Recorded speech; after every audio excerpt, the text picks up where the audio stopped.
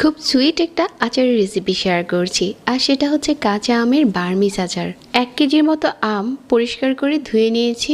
এখন পিলার দিয়ে খোসা ছাড়িয়ে নিচ্ছি। আমটা খোসা ছাড়ানো হয়ে গেলে এরকম গোল করে স্লাইস করে নিচ্ছি।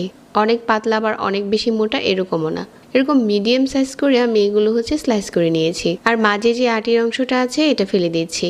এখন একটা বাটিতে নিয়ে নিলাম, সাথে দিয়ে দিচ্ছি 1 কাপ চিনি, আর একটু নেড়েচেড়ে মিশিয়ে কিছুক্ষণ রেস্টে দিয়ে দিচ্ছি ঘন্টাখানিকের মতো। ঠিক 1 ঘন্টা পর আর এই পর্যায়ে একটা প্যানে নিয়ে নিচ্ছি।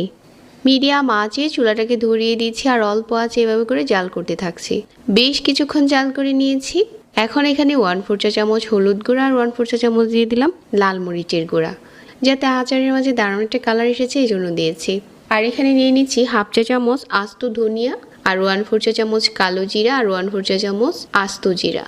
1/4 চা চামচ দিয়ে দিচ্ছি মৌরি, 2টার মতো